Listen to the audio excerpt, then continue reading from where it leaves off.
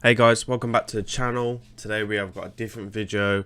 We're going to be showing off a clan boss team.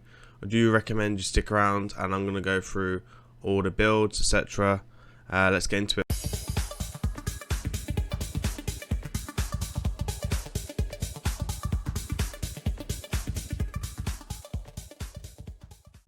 So guys, today we're going to talk about a clan boss team where I was playing with stream.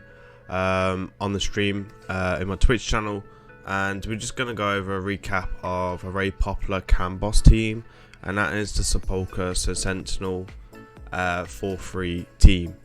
We'll go over some facts. First of all, I want to give out a big shout out to YST. He did a fantastic video which helped me put this team together. I've built this team before but not on my account.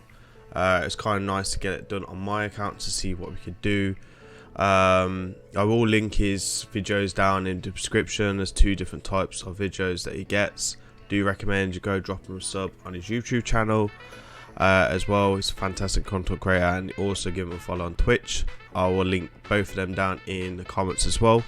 Okay, so let's get into this team. The team is very self-explanatory. It's a Sepulchre Sentinel running at 4-3, and then we have Razin, Sandlash, and Falcon Fat, and someone else joining this team. Let me just check who is.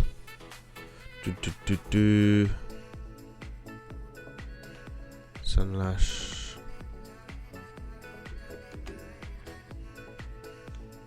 And of course, Skull Crusher.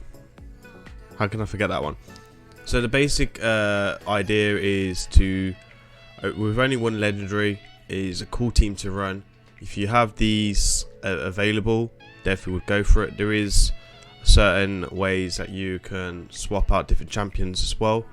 Bear in mind, Sepulchre is the most important one for this. You do need some type of champion that can extend debuffs, someone like Godseeker Nori, Chris maybe, along them lines. You do need to have Skull Crusher as well, because he does put up the ally protection. You could probably get away with a different, like Martyr, but your survivability wouldn't be as long. So for me, Skull Crusher is better than Martyr. So let's go into Razin builds. As you can see, not always gears being rolled up. So when I did this run on stream, all the gear wasn't rolled up, so it definitely can be improved for damage. First of all, I'd like to put out there is you do need lifesteal on everyone. It's really important for survivability. So lifesteal is like the main thing. If you're running it out of without lifesteal, you then are going to not as survive as long. Also, you can use tap-based champions like Dracomorph and stuff like that. I have used champions like that and Vizier, but you have to again bear in mind, using defense-based champions, having increased defense, etc., does help for survivability, which might help you do more damage over a long period of time. If you're a newer player, you might want to look into stuff like Draco and stuff if you have them, just to pump up your damage. But long term, you will want to go all defense-based if you want to stick with this team. So let's get into the build and let's check all the gear. So we're running a HP banner, critical damage, and HP. So at first we was getting stuck on the build a little bit, but ideally you should actually be running defense banner and a defense ring just to stack up his damage. And then you can use speed boots, but again we went for defense boots because it was just on the account, it kind of made sense to use it. Defense chest, and then critical damage gloves.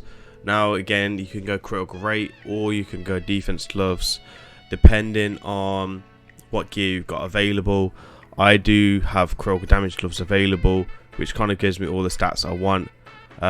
We are using Falcon Fat as well, who gives us the 30% critical rate, so that really helps. And then we got to go for more speed and accuracy, because obviously we'll want him to land at A2. And then we can do the critical rate and so on. So let's get into the most important champions. We'll start with Subpole called Sentinel. Now this team is fully affinity, so we can run this on all affinities. You might get some weak kicks, etc., and might not do much damage, but overall it's pretty safe, and it's a good it's a good team. So we are running Sepulchre at 239. I'm pretty sure you can run at 238 and 240. I think that's about it. It's a really tight speed gap, in all fairness. And again, we're stacking the defense in. So again, you can see that some of the gears are fully rolled up, so that could help. We've got speed and speed substats, and then we've got speed here with some defense. We've got defense gloves, defense chests, and speed boots. And then on the banner, we are running accuracy chest and defense amulet and defense ring. Sorry, accuracy banner, not accuracy chest. And then the tier 6 mastery is War Master, and then we did take Hexa to try and extend the attack down. That's really cool. I do apologise I didn't go over Raz's masteries, so let's go over his masteries very quickly. He's got Giant Slayer, so it's mainly for the A1, but you also can do the A2 and then you block out the A3, so you don't want to use the A3 at all. And then let's go over to Skull Crusher. So Skull Crusher is one of the 3 champions that's really important. We have got the critical rate, speed again, and defense. And then on the gloves,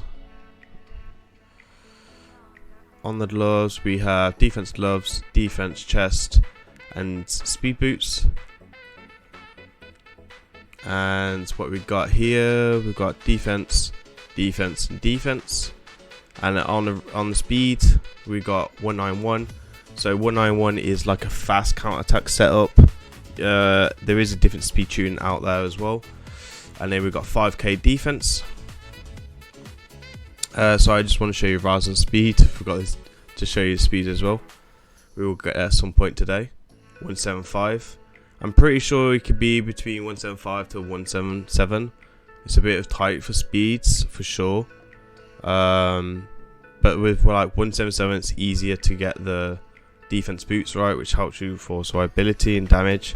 So Sandlash coming in with nearly 6,000 defense. Again, 177 speed. Now Sandlash needs to be at a certain speed. You want to go into a certain rotation, so she extends the debuffs. And again, more HP would be cool, but it's not necessary. And then we're going to go into the gear. So we've got, again, defense banner, critical damage, just to help out with damage. You can get defense here if needed to be. Defense here, defense here, defense here, and defense. And then defense, defense. Sorry, HP with defense percentage, and then speed. So again, it's really low speed, right? So I was able to come in with the defense boots, and then I was coming in for the War Master for this. I don't think your Attribution does much because your HP doesn't really drop down, but you could go support if you needed her for Thatcher Wars. And then we're going to go over Falcon and Fat, who is the one of the 2 champions that can be replaced. Falcon and Fat can be replaced, and Raz and Scarred Heart can be replaced. They're the only 2 champions that can be replaced with any DPS champions. Bearing in mind you're using champions like Ninja and stuff, it's really hard to speed tune because of their kits. So I don't recommend that. You could look over the calculator and have a look. Again, you're going to come in for War Master. Just bearing in mind, like stuff like critical damage, gloves and stuff like that, they are bonuses. They're not really needed. It's probably better to kind of just stack up your defense and really go for survivability and go long term to benefit from the masteries, from survivability. So we've got defense here, and defense here. So we went for survivability with Farrakhan and Fat. We've got defense gloves, boots on him with a HP chest, and then some critical damage because I do want him to do some damage. And then we got speed critical rate and accuracy there. Again, gear half rolled. These are stats. He's got the speed there. He's got the right accuracy. Again, once he puts the buff on himself, the critical damage is there. Everything else is quite enough healthy. So 1, 2, 3, 4, 5. Okay, so we're gonna go into the run now, and we're just gonna talk about what we're doing for the setup, and then we'll watch the rest of the run now. Okay, so we're going to talk about the turn rotation quickly. Sorry, not the turn rotation, but the way that they are sitting in. So you kind of want the turn order where you sit these champions in is really important. So we want Sandlash in lead, Skullcrusher second, Sandlash third, and then your 2 DBS champions really. DBS champions don't matter too much, but it's all about the passive really and how that works. So that's really important to make out. Okay, so replacement. So Polka's the main one that can't really be replaced with this. But for me, if you had to, champions like Jarg, anyone with attack down on E1 really helps. But bear in mind, you're not going to be affinity friendly if you don't have the block debuffs, and if you're trying to bring block debuffs somewhere else, then you'll kind of losing something else out of that. So maybe their counter attack or a DPS role, etc. So there is a few things that you need to kind of consider.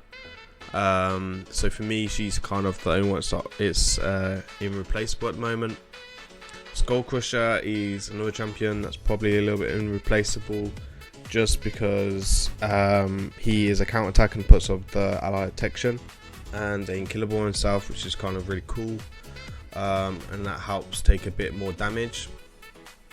Just bear in mind with Skullcrusher, keep his critical damage low so he doesn't soak in too much damage.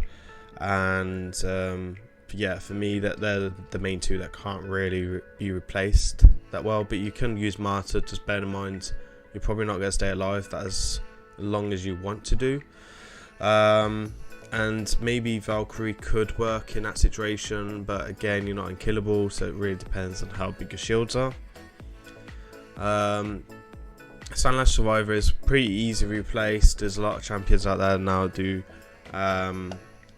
extensions, so like champions like Godseeker Nori, which was just a recent event going on by. Krisk, they're like the upgrades. Sandlash is down there. She's still a great champion, don't get me wrong. She hits hard, has good survivability, and she has a nice passive, but she's just not as good as others. Farrakhan Fat for me is amazing. I think he's a great DPS champion for this type of team. He brings your defense down on the A1, which is really cool. He brings some poisons and HP burn, which helps damage. He just got everything in his kit. He brings the buffs of critical rate and critical damage, which is really cool as well. And then we have Razan, who will bring you the defense down and who is going to bring you lots of damage from the Giant Slayer. Now in this run, we will get some weak hits. I'm now going to go through the turn rotation with you guys, and we'll then talk about that as well. Okay, so as you can see, we're going to have Sepulchre go first, and Sepulchre's the only one that's going to take a turn right now, as well as Skullcrusher. They're the only two that's going to take a turn before the clan boss. So we're going to put up a block buff straight away, and then we're not actually going to put this up. We're just going to A1 with Skullcrusher. He takes a turn. That's cool. We get a decreased attack down. We're then going to extend the debuff straight away with Sandlash. So as long as you get the 3 going like that, you know you've got a speed tuner correctly. We're then going to put up the defense down a weaken, and then we're going to put the buffs up from Farrakhan Fat, which is really cool. Again, we're going to A1 here on turn 1, and then A1 again with Skullcrusher. We're taking some damage, and then we're going to A1 again. We always check your attack down as well, just to make sure that you're getting your right damage. We're then going to A2 with Farrakhan Fat. Again with A1 here. The stun comes onto Sandlash because we've got the block buffs, and increased defense doesn't do anything really. You then could do A1 here, A1 here, A1, and then A1, and then we will do the counter attack, increase defense, and then we should be in sync. Sandlash should be ready after this to extend and debuffs.